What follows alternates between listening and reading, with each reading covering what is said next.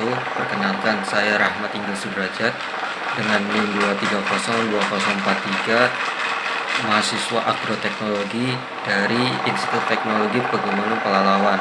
Di sini saya ingin menjelaskan materi tentang tumbuhan dalam lingkungan makro dan mikro, faktor pembatas dan strategi adaptasi. Selamat menonton. Apa itu lingkungan? Lingkungan adalah kombinasi antara kondisi fisik yang mencakup keadaan sumber daya alam seperti tanah, air, energi surya, mineral, serta flora dan fauna yang tumbuh di atas tanah maupun di dalam lautan, dengan kelembagaan yang meliputi ciptaan manusia seperti keputusan bagaimana menggunakan lingkungan fisik tersebut. Lingkungan makro dan lingkungan mikro. Lingkungan makro merupakan lingkungan yang mempengaruhi hidup tanaman secara keseluruhan atau global. Contohnya adalah lingkungan dalam suatu kanopi hutan sangat berbeda dengan lingkungan luar kanopi tersebut, khususnya pada kelembapan, kecepatan angin, intensitas cahaya, dan temperatur tentunya. Lingkungan mikro adalah lingkungan yang berada di dekat tanaman tempat dia tumbuh yang sangat berpengaruh dalam pertumbuhan dan perkembangannya atau dapat disebut juga sebagai habitat. Lingkungan itu sendiri terdiri dari dua bagian, yaitu biotik dan abiotik. Komponen biotik meliputi semua makhluk hidup seperti tumbuhan, hewan, manusia, dan mikroorganisme atau dalam kurung virus dan bakteri. Sedangkan komponen lingkungan abiotik adalah semua benda mati seperti tanah, udara, cairan, iklim, kelembapan, cahaya, dan lain-lain. Faktor pembatas. Faktor pembatas adalah suatu yang dapat menurunkan tingkat jumlah dan perkembangan suatu ekosistem. Keterbatasan dan toleransi di dalam ekosistem pertumbuhan organisme yang baik dapat tercapai bila faktor lingkungan yang mempengaruhi pertumbuhan berimbang dan menguntungkan. Contoh faktor pembatas: 1.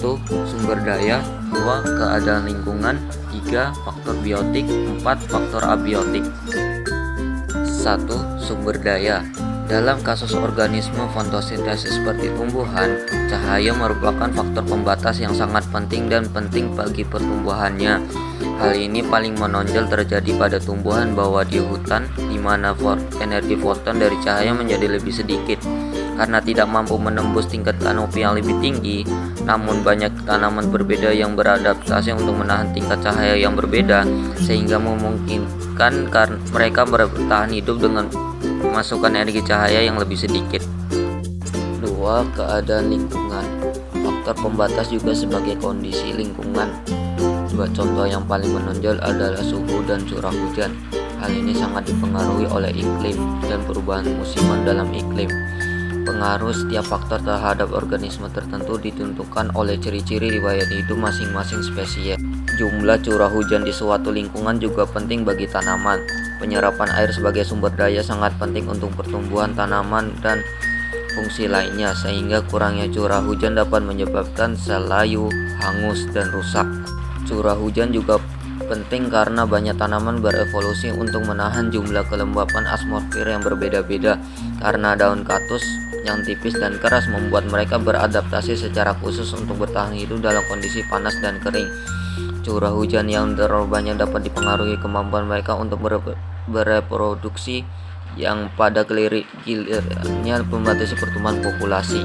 Curah hujan yang terlalu banyak juga dapat membanjiri tanah, mengurangi jumlah oksigen yang tersedia bagi akar, menyebabkan hilangnya akar atau membuat tanaman rentan terhadap kerusakan akibat jamur-jamur. 3. Faktor biotik. Selain faktor sumber daya dan iklim yang memengaruhi pertumbuhan populasi, faktor biotik seperti predasi, herbivora, parasitisme, persaingan antar spesies, dan intraspesifik juga merupakan faktor pembatas. Ini cenderung menjadi faktor yang bergantung pada kepadatan. 4. Faktor abiotik. Abiotik adalah semua komponen atau benda mati di bumi yang memberikan banyak manfaat bagi keberlangsungan hidup seluruh makhluk hidup.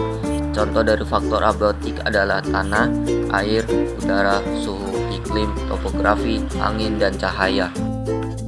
Nisea atau dalam kurung tempat makhluk hidup berfungsi di habitatnya. Bagaimana cara hidup atau peran ekologi makhluk hidup tersebut. Jadi pada dasarnya makhluk hidup secara alamiah akan memilih habitat dan relung ekologinya sesuai dengan kebutuhannya. Dalam arti bertempat tinggal, tumbuh, berkembang, dan melaksanakan fungsi ekologi pada habitatnya sesuai dengan kondisi lingkungan. Misalnya iklim, nutrien, dan interaksi antar makhluk hidup yang ada. Strategi tumbuhan terhadap stres. Stres merupakan suatu kondisi lingkungan yang dapat memberi pengaruh buruk pada pertumbuhan, reproduksi, dan kelangsungan hidup tumbuhan. Pada umumnya, stres lingkungan pada tumbuhan dikelompokkan menjadi dua, yaitu stres abiotik terdiri dari suhu, air, radiasi, kimiawi, angin, dan suara. Stres biotik terdiri dari kompetisi intraspesies dan antarspesies, infeksi oleh hama dan penyakit. A. Strategi tumbuhan terhadap kelebihan air. Dampak kelebihan air adalah menurunkan pertukaran gas antara tanah dan udara yang mengakibatkan penurunnya ketersediaan oksigen bagi akar, menghambat pasokan oksigen bagi akar dan mikroorganisme. B. Strategi tumbuhan terhadap kekurangan air. Kekeringan pada tanaman disebabkan oleh kekurangan suplai air di daerah perakaran dan permintaan air yang berlebihan oleh daun dalam kondisi laju absorpsi air oleh akar tanaman. C. Strategi tumbuhan terhadap salinitas atau dalam kurung garam. Stres garam pada tumbuhan terjadi dengan terdapatnya salinitas atau konsentrasi garam-garam terlarut yang berlebihan dalam tanaman. D. Strategi tumbuhan terhadap cahaya. Ada tanaman yang tahan dalam kondisi cahaya yang terbatas atau sering disebut tanaman toleran, dan ada tanaman yang tidak mampu tumbuh dalam kondisi cahaya terbatas atau tanaman intoleransi. E. Strategi tumbuhan terhadap suhu. Suhu sebagai faktor lingkungan dapat mempengaruhi produksi tanaman secara fisik maupun fisiologis. F. Strategi tumbuhan kekurangan oksigen. Tumbuhan yang disiram terlalu banyak air bisa mengalami kekurangan oksigen karena tanah kehabisan ruangan udara yang menyediakan oksigen untuk respirasi seluler akar. Adaptasi tumbuhan. Adaptasi merupakan proses penyesuaian diri makhluk hidup dengan keadaan lingkungan sekitarnya. Adaptasi akan dilakukan oleh makhluk hidup bila keadaan lingkungan sekitarnya membahayakan atau tidak menguntungkan bagi dirinya, sehingga perlu menyelamatkan atau mempertahankan kehidupannya. Ada beberapa cara tumbuhan menyesuaikan diri. Mereka beradaptasi dengan 4 cara, yaitu anatomi, morfologi, fisiologi, dan perilaku. Adaptasi anatomi menjadi salah satu jenis adaptasi sangat penting bagi tumbuhan, khususnya tumbuhan pangan yang dibutuhkan manusia. Adaptasi atau anatomi yang terjadi pada tumbuhan umumnya pada akar, batang, dan daun. Adaptasi morfologi adalah jenis adaptasi di mana suatu organisme melakukan penyesuaian dengan bentuk organ atau struktur tubuh terhadap lingkungannya, seperti kaktus yang beradaptasi dengan daun kecil untuk mengurangi penguapan dan batang yang tebal untuk cadangan air. Adaptasi fisiologi adalah cara makhluk hidup menyesuaikan diri terhadap lingkungan melalui fungsi kerja organ tubuh dengan tujuan bertahan hidup. Contoh dari adaptasi ini bisa kita lihat di tumbuhan pemakan serangga atau biasa disebut dengan Insectivora. Kantung semar merupakan salah satu jenis dari tumbuhan Insectivora. Tanaman ini memiliki enzim yang dapat menghancurkan protein mangsanya bernama enzim protease. Saat membutuhkan makanan, kantung semar akan membuka daunnya. Cairan manis yang dihasilkan tanaman ini akan menarik serangga seperti lalat. Saat lalat hinggap, tumbuhan ini akan segera menutup daunnya sehingga serangga tersebut tidak bisa terbang. Adaptasi tingkah laku. Adaptasi tumbuhan yang terakhir adalah tingkah laku. Tidak hanya manusia, tumbuhan yang menyesuaikan tingkah laku mereka agar bisa bertahan hidup. Contoh dari adaptasi ini ada pohon randu atau pohon jati yang beradaptasi menyesuaikan musim yang datang. Saat musim hujan atau lembab, pohon tersebut memiliki daun yang lebar atau rimbun. Sedangkan kemarau, daun yang awal rimbu akan mulai berguguran.